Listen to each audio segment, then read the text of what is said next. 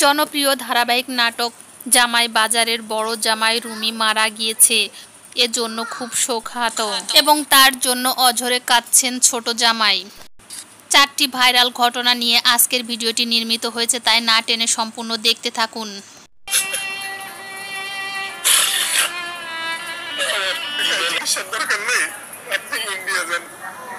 ওনার খুব কনফিডেন্স ছিল উনি সুস্থ হবেন, সবার সাথে গল্প করবেন, সেটে যাবেন। আমার দেখা কয়েকজন ভালো মানুষের মধ্যে সে একজন, কারণ তার ভিতরে এখানে এফডিসির একজন সদস্য মারা গিয়েছে, তার জন্য সহমর্মিতা না জানিয়ে এখানে বরং সকলে মারামারি করছে। বাংলাদেশ মানে এখন পুরাই বিনোদন হয়ে গেছে, জনসাধারণ থেকে শুরু করে রাজনীতির অঙ্গন, এছাড়া অভিনেত্রীরা, টিকটকাররা, সাধারণ পাবলিক সবাই শুধু মারামারি আর চুলাচুলিতেই লিপ্ত হচ্ছে। এখন যাদের বিরুদ্ধে প্রমাণ পাওয়া যাবে তাদের বিরুদ্ধে যে কোনো গণমাধ্যম চাইলে মামলা করতে পারবে।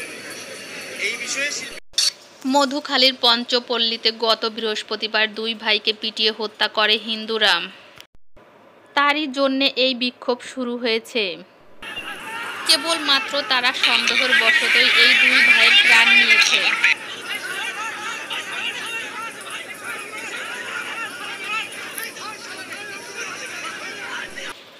এটি হচ্ছে নুসরাত জাহান, অন্তরা, রাকিব এবং মিথিলা এবং ইয়াসিনদের মারামারি, অর্থাৎ টিকটকারদের চুলাচুলি এবং মারামারি।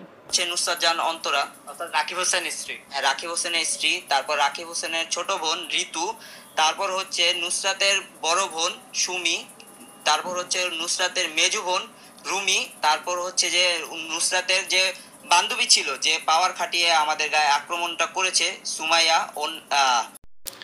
আর এটি হচ্ছে মদ পান করে 3 মেয়ে অন্য একটি মেয়ের শাড়ি খুলল রাস্তায়, সেটির ভিডিও।